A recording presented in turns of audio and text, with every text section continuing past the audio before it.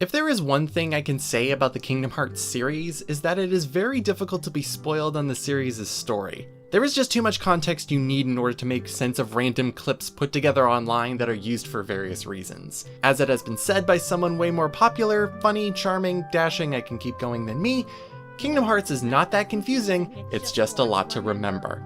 So today, I want to go back in time, doesn't everyone, to a simpler time with less focus on copyright infringement and Robot Chicken ruling the television waves. And I just realized writing this that Robot Chicken is still going. Oh god, season 10 just ended, and maybe season 11 will be a thing? Anyway, it is 2005, and Kingdom Hearts 2 released on the PS2. And yay, it was great! And so for a few years to come, people would talk about Kingdom Hearts 2 in ways that did not make sense to others online and offline who had not played the series so far. Like me. I actually did not play Kingdom Hearts until it was re-released on the PS3. Kingdom Hearts 2, and the series as a whole, at the time for that matter, became a collection of memes with varying degrees of success.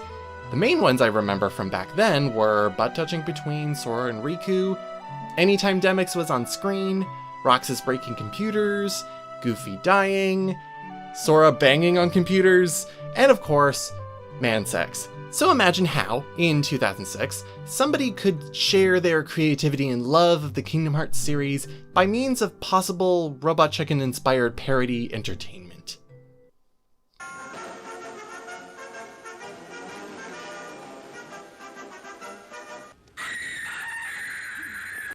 Enter Kingdom Hearts the Parody, created by DC Wiworks, released on July 12, 2006, made with Windows Movie Maker, smashing together random Kingdom Hearts 2 cutscenes overlaid with audio from numerous sources. At the time, it was fairly popular, and it didn't stop at just one video. 4 videos were released daily to July 16th, ending with Return of the Parody. And yet no time was wasted in the creation of what would be carried for several years to come. Blah, blah, blah. Congratulations, you just crossed the line into completely useless. Get out.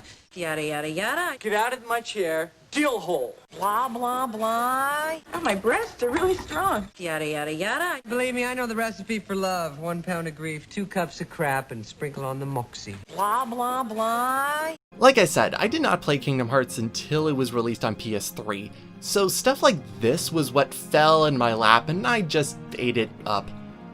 Do you remember Kingdom Hearts The Stupid Files? Kingdom Hearts The Stupid Files is strange to go back to after all these years. I was surprised to find out most of the videos are still up despite all of the music and other content that was used. Just a few are missing from the channel, with others reposted elsewhere. Initially, I thought it would be a good time reminiscing about that time in my life and laugh about all the dumb stuff that was contained in these videos, and remember all the music that was shared as well. But it was not as simple and clean as that. Oh my god! I made a note of how The Stupid Files was probably inspired by Robot Chicken's format, but I'm not so sure. Robot Chicken had a nice habit of combining quick-fire comedy that if you blink you miss it, while also containing some longer sketches, sometimes sketches that would develop into longer stories throughout the season, or just long enough that you will remember them for when a gigantic crossover event happens. The Stupid Files only focuses on the short-form comedy, and, disappointing for me, rather poorly. You have way too much pubic hair. Actually, that's a point of pride. I'm very proud of my mane of pubic hair, so thank you. The point is, y'all can just chill today. We'll start on this crapola tomorrow. Hey there, sexy. Oh, hell no. Watch out for that first step, it's a doozy. I guess this will also include a discussion on me when I was 13, 14 years old watching this, but wow, I did not care for quality entertainment. The Stupid Files is like a time capsule of everything between around 2003 to 2006, plus Jim Carrey and other obvious sources and cartoons.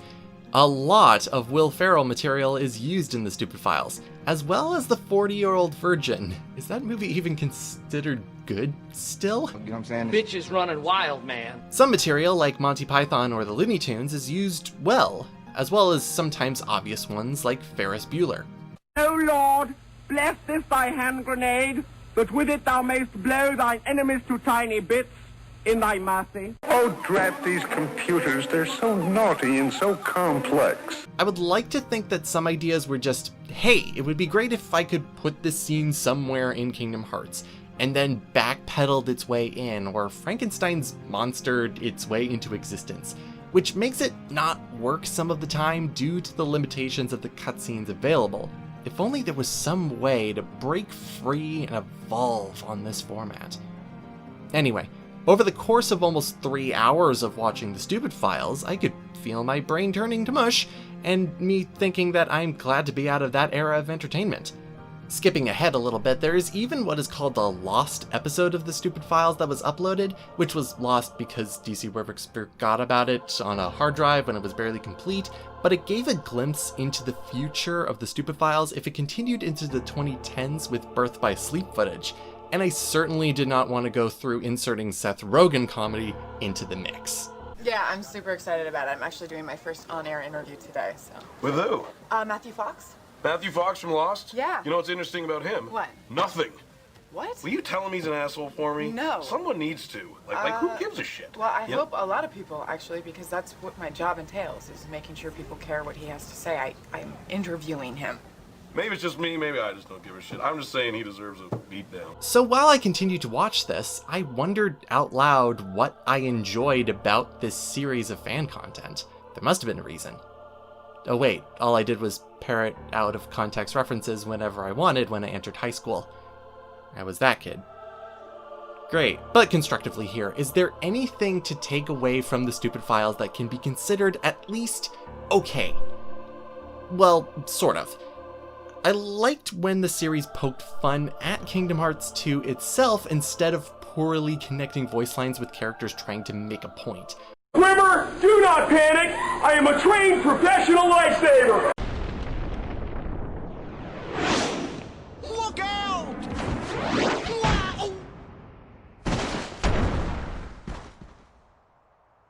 Meet the Hollow Bastion Restoration Committee. We missed you. I see dead people. Share your power with all nobodies. Why must you needlessly complicate everything? Excuse me, could I just distract you for a brief second? Leave me alone! Why? Why do you have the Keyblade? Because I'm a genius. Don't change the subject, just answer the question. Except that barely happened. Let me try to find something else. I liked the intention to detail with most of the scenes that were used in order to sync up lines with mouth movements. That's probably the best thing about this series. It takes a lot of work to go through so much random material and try to make that work. It's good that Kingdom Hearts 2 has a lot of scenes with emotive characters in it. It inspires this kind of work.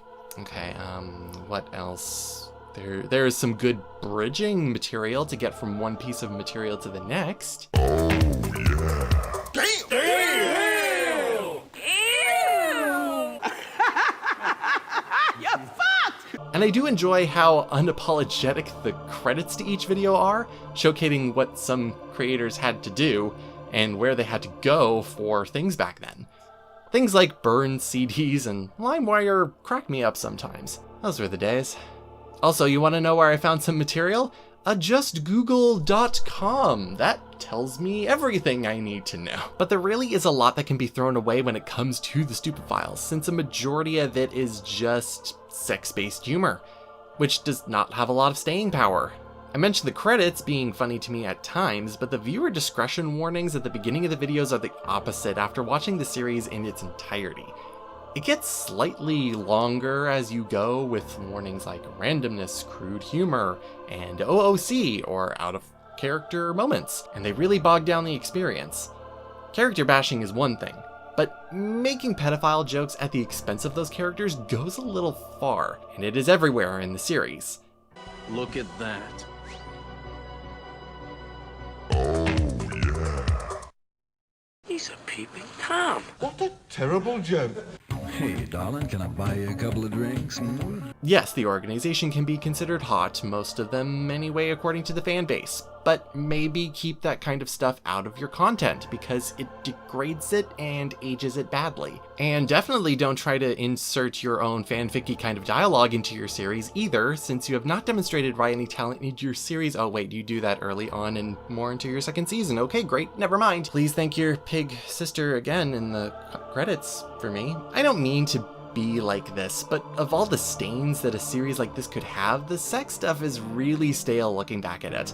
Although halfway through season 2, there is a glimmer of hope. Apart from some non-existent stories about Roxas and Axel dating, which had to be explained through extra text on screen, which, by the way, sorry for bringing this up now, but it completely breaks the flow of comedic timing and the flow of the video as a whole. It makes watching the video feel 10 times longer than it actually is. Sorry, anyway. Halfway through season 2, using Rechain of Memories footage, Zexion and Alexius were turned into SpongeBob and Patrick, and this was a bit that continued until the stupid files stopped with the beginning of season 3, and was arguably the best thing that came out of the series. It worked surprisingly well, even with the limited footage, because of the connection between the two pairs of characters.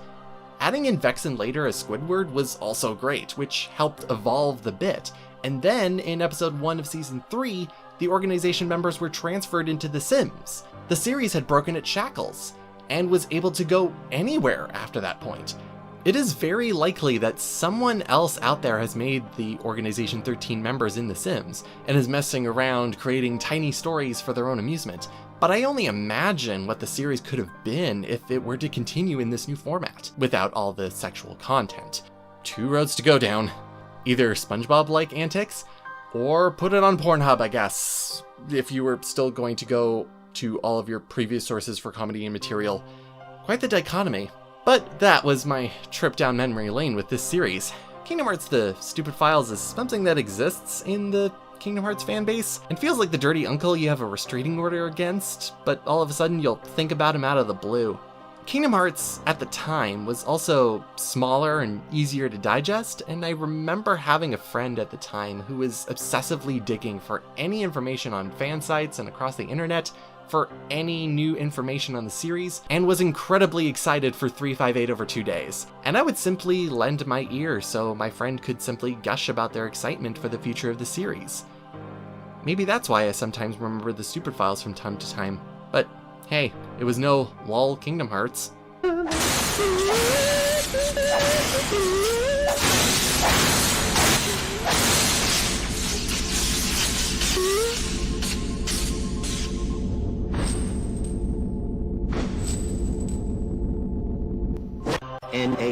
NANSEX